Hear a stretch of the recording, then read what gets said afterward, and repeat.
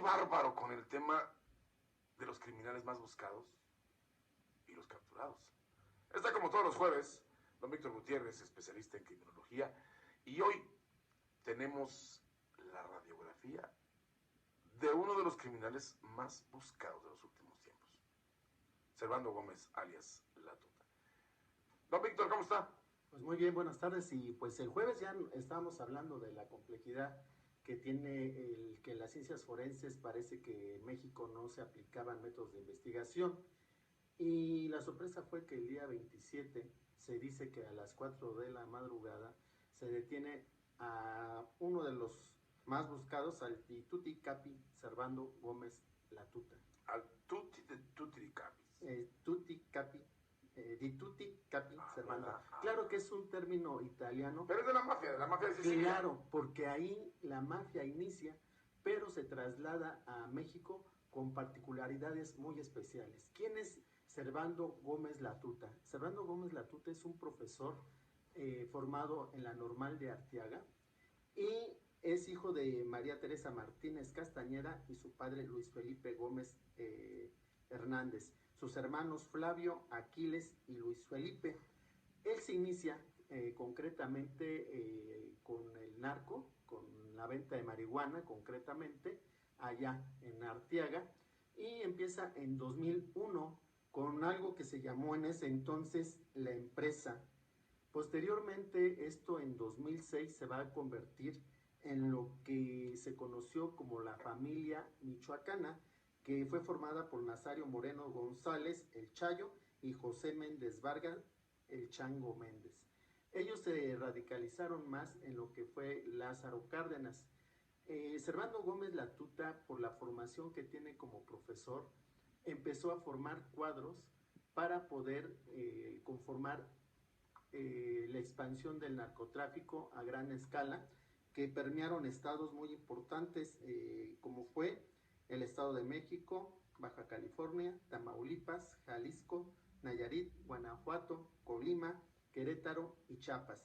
¿Cuál fue el modus operandi que tuvo La Tuta para conformar un grupo empresarial? Porque así funciona lo que se conoce como los carteles o lo que se llama la delincuencia organizada, que tienen una gerencia y tienen a sus distribuidores y gerencias distribuidas en estas partes donde nosotros decimos. Él formó centros de rehabilitación con los que se cooptaba a la gente y se les instruía, porque posteriormente se empezó a hacer una especie de manual para que en 1911 apareciera lo que se conoció como los Caballeros Templarios. Esto fue aunado al Quique Plancarte y el Chayo Moreno. La familia michoacana tuvo una evolución muy violenta, pero concretamente cuando se conforma lo que fue esta familia michoacana en 2006, posteriormente en 2009 se mataron alrededor de 17 policías federales y se ordenó que se atacara a algunas delegaciones de la policía federal, que fue en Guanajuato, Guerrero y Michoacán al mismo tiempo. Esto fue en 2010. Entonces ya estaba arribando, componiéndose esto que conocemos como los Caballeros Templarios, que por la formación mística que tenía Servando Gómez La Tuta, él era muy dado a que se le leyera el tarot y que se le dijera quiénes eran los enemigos, y en este sentido a quien se señalaba se les demandaba decapitar. Servando Gómez La Tuta es un personaje que pudo cooptar a los políticos. Así tenemos que tuvo relación directamente para apoyar a candidatos, en ese entonces al hermano del gobernador del estado, Julio César Godoy Toscano. Julio César Godoy Toscano. Pero no solamente a nivel de eso, sino también tuvo la habilidad para poder tener encuentros con uno de los hijos de uno de los gobernadores del estado de Michoacán, que bueno, de todos fue sabido, y que bueno, usted dio la primicia, inclusive en una entrevista con el hijo de Fausto Vallejo. Entonces, él se apropió tuvo esta fuerza porque videogrababa y tiene grabaciones inmensas. Fue directamente un director de cine, porque nadie sabía que él tomó quizá esta idea de lo del Señor de las Ligas, que estos videos fueron mediáticamente importantes para descomponer algunos grupos políticos y poder manipularlos y cooptar. Él en la policía de Arteaga mensualmente entregaba 100,000 pesos, 100,000 pesos mensuales a policías de Arteaga, pero no solamente en Arteaga, sino esto fue prácticamente en los 113 municipios de Michoacán. Si ya estamos diciendo que tuvo el control de otros estados, vuelvo a repetir, como el Estado de México, Baja California, Tamaulipas, Jalisco, Nayarit, Guanajuato, Colima, Querétaro y Chiapas, pues esto es sumamente importante. Él acumuló, se dice ahora en unas informaciones que se han dado, 1,500 millones de pesos en propiedades, y se calcula que en 2013 las ganancias por estos grupos fueron de 31 millones de pesos en base al narcotráfico de estupefacientes, extorsión, secuestro y negocios con los empresarios chinos. Yo hasta lo siento que es poquito. Claro, son... Porque simplemente, ¿cuántas toneladas le caben en un barco?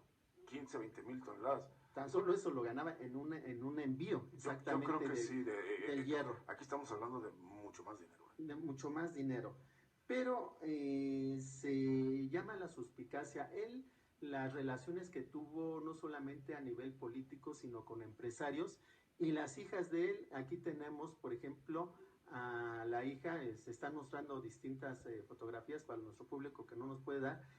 Una de sus hijas, que fue Alejandra Sayonara, bueno, posa con fotos muy sugestivas, el pecho muy prominente y bueno, también muy sexy la mujer, pero la convivencia de ella también era con los hijos de Plancarte, que por cierto, como ve, no se les ha hecho mayor difusión ni se ha detenido, cuando se sabe que muchos de los espectáculos y los vehículos con los que se desplazaba fueron quitados, por ejemplo, a Banda Limón y a otros grupos musicales, y que eran extorsionados, porque a los empresarios se les pedía que cuando trajeran a los artistas, ellos tenían que abrir los espectáculos cantando. También Sayonara cantaba música de banda, al igual que la hija del Quique Plancarte. A mí me llama la atención, por ejemplo, imágenes como la que vemos en pantalla, en la plaza de Tumbiscatío, una niña le besa la mano, ahí lo estamos viendo, le besa la mano a Servando Gómez, que sin pudor alguno trae una pistola metida en el pantalón, fajada al cinto, una pistola con cachas de marfil, parece, y aceptando el beso del patriarca a una pequeñita de 7, 6 años. Por eso estamos titulando nosotros que es el Dituticapi. Va a ser San Servando. San Servando, así como tenemos al padre de los narcotraficantes, bueno, ahora pudiera convertirse él... Bueno, ya existe una figura religiosa en Michoacán de su propio santito, que es el Chayo. Hay un lugar en el ejido de Holanda donde la figura del Chayo está vestido con sotana y muy a la usanza de San Pedro, San Pablo, alguno de ellos, así, tal cual. Sí, porque en el origen ellos se conformaron como una especie de grupo antiguerrillero, con esta mística de querer salvar al pueblo, pero la única forma de poder tener los dineros y distribuirlos con la clase más desprotegida, que en un momento dado, por eso fue muy defendido en lo que fue en Apaxingán, porque reinaba la paz. En Apaxingán, una persona que golpeaba a la esposa, o que había infidelidades, o que se robaba, o cualquier cosa, esas personas inmediatamente eran castigadas. Recordemos que en 2006, cuando aparece el grupo de la familia michoacana, se decapita a 5 personas y se avientan en Uruapan y se avientan las cabezas a la discoteca, como una muestra de que iban a acabar con todos aquellos secuestradores, porque su reglamento o sus pensamientos de cuando se conformó la familia michoacana era una especie de evangelio que ellos tenían, en el que no era dañar, era proteger, y no se toleraba el secuestro hacían. No, en el primer momento no. La familia michoacana se conforma con la distribución de la droga, meramente. ¿Y de la droga qué? Pero ¿El cristal? empezó cristal y todas las Porque formas. empiezan a perseguir a competidores y les llaman envenenadores del pueblo con drogas químicas, y ellos vendían drogas químicas. Sí, porque en el inicio se empiezan a separar de lo que se conocía como el cártel del Golfo. Recordemos a García Ábrego. Se descuelgan de ese grupo, decimos, con esto que se llamó la empresa. Posteriormente, eso fue en 2001, 2006, la familia michoacana, pero evoluciona ya cuando hay el rompimiento, que se separa el Chayo y el Quique Plancarte, porque muchos de los que participaban con la tuta empezaron a secuestrar y a matar a las víctimas, no solamente extorsionar, que si era un modus vivendi, pero no privar de la vida. Entonces se separan y conforman lo que se llamó los Caballeros Templarios, que es una forma muy religiosa, según ellos, de preservar los valores. En un primer momento decíamos que ellos conforman, perdón, estos grupos de centros de rehabilitación para, bueno, sacarlos del vicio, pero bueno, los utilizan también para la distribución de la droga. Pero más adelante, Servando Gómez Latuta sí se va a confabular o va a contratar a caiviles guatemaltecos, que son del ejército de la élite. Totalmente, esto sí que como la película El Infierno, nada más llegaban y mataban a las víctimas por no haber reportado las cantidades que se les solicitaba. Entonces estamos viendo que es muy complicado esto que está sucediendo, pero llama mucho la atención. Ahorita está viendo el público, por ejemplo, rinoceronte que se le llama, donde va el hermano de Servando Gómez Latuta. El rinoceronte es el camión. El camión. Pero llama mucho la atención que aquí está habiendo un indebido proceso. ¿Por qué el diálogo que se tiene entre estos dos personajes, los hermanos, uno detenido en Yucatán y otro detenido aquí en Michoacán, convergen, ¿verdad?, al mismo tiempo y son trasladados en este vehículo, en el que empiezan a tener un tipo de diálogo en el que le instruye que nada tiene que ver ahí y que vamos a hacer todo lo que se pueda. Cuando una persona se le detiene, inmediatamente se le va a aislar por cuestiones de que el proceso no se pueda viciar o se pueda decir algo que, como ya lo dijo ante las cámaras, no va a ser susceptible de formar parte de la integración de lo que llamamos la carpeta de investigación. Con esto le estamos dando elementos a la justicia para que en breve tiempo él pueda ser liberado. Primero, va a ser muy difícil que le prueben que él directamente participó en la muerte de los 17 policías federales. Va a ser muy difícil que se le muestre que él decapitó a determinadas personas. Recordemos que precisamente a este capo chicano, Al Capone, nunca se le pudo probar una muerte, no lo pudieron encarcelar. Ahí lo metieron por evasión fiscal. Por evasión fiscal, y fue de centavos, vamos a decir por 50 centavos, por una evasión fiscal. Sí, lo que ocupaban era el pretexto de tenerlo en la cárcel y después se le fincan lo demás, pero legalmente no lo podían detener porque no tenían contra él pruebas. Pero en el caso de este capo tan grande como es Servando Gómez Latuta, que tiene todo. Sí, pero estamos diciendo, ¿por qué se pasa en los medios de comunicación esta plática que está teniendo en el vehículo? Esto ya va a ser motivo de que se violó el debido proceso. ¿Con cuál vehículo? En donde van en el rinoceronte. ¿Con el hermano? Van platicando.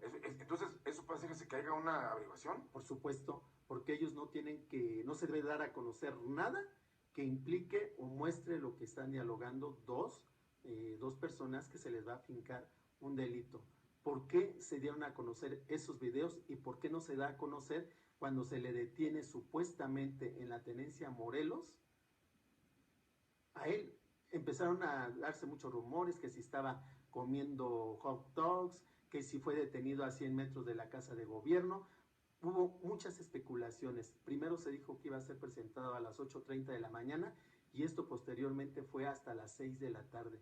Pero a mí me llama demasiado la atención. Nosotros estamos viendo por los medios las diferentes fotografías en las que él va detenido, se le lleva agachado, ya se muestra ahí que es una persona que carece de pelo, ya no lleva la clásica gorra, y inclusive no se le permite que voltee a las cámaras cuando está siendo dirigido por la Policía Federal. Me decía alguien que es experto en este tipo de movimientos, en mover reos, que esto ese momento es un momento de sumisión. Él no, ¿por qué le decía? Pero oye, si lo llevan entre dos, ¿por qué no lo dejan que vaya derechito? Dijo, no, es que es... Sí, para que se vea que ya hay fuerza, que hay sumisión. Pero lo que llama la atención nuevamente, si ya lo están poniendo en estado de sumisión, ¿por qué permiten que dialoguen los dos hermanos y por qué no se detuvieron y se llevaron por separado? Una cosa más, hay una fotografía que ponemos al final de estas que nos hizo favor de trabajar producción, que ojalá la pueda poner ahorita Brice, y agradeciéndole siempre su apoyo, que aparece la Gómez Servando con la gorra puesta y con una playera. Nada que ver con la vestimenta que él portaba supuestamente el día que se le trajo. Aparece ahí con una camiseta corta y con la gorra, pero no está detenido por policías federales que llevan una vestimenta negra, sino está resguardado por policías militares. ¿Por qué viene este comentario? ¿Por qué apareció un video, vamos a decir prácticamente 20 días antes, 25 prácticamente, en el que la tuta da un mensaje en el que se monta a las diferentes redes sociales, en la que dice que él ya se va a separar del narco, pero dice, habla bien del ejército, de la Policía Federal, habla bien de todo? ¿Por qué no aparece su imagen? Ahí el diálogo que se está teniendo parece un diálogo más bien dirigido y que no aparezca. Con esa imagen podemos hacer muchas hipótesis.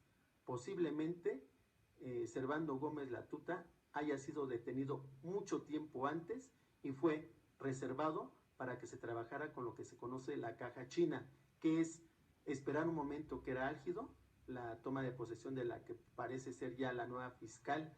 En lugar... Está confirmado, que por cierto le están criticando mucho por su cercanía con Televisa. Ella es hermana de un vicepresidente de Televisa. Así es. De Bernardo Gómez. Y obviamente ella es Arely, ¿cómo se llama? Arely, que traía el apunte. Luego lo manejamos ahí. Pero bueno, está el tema y obviamente hay mucha gente que dice que supone un distractor. Así es, lo mismo que está pasando ahorita con el Z42, porque recordemos que anteriormente hubo otra detención importante y fue para distraer con lo que se conoció con lo de los muertos de Ayotzinapa, de los 43. Entonces no es posible que nos estemos manejando en mentira. Los medios no son tontos.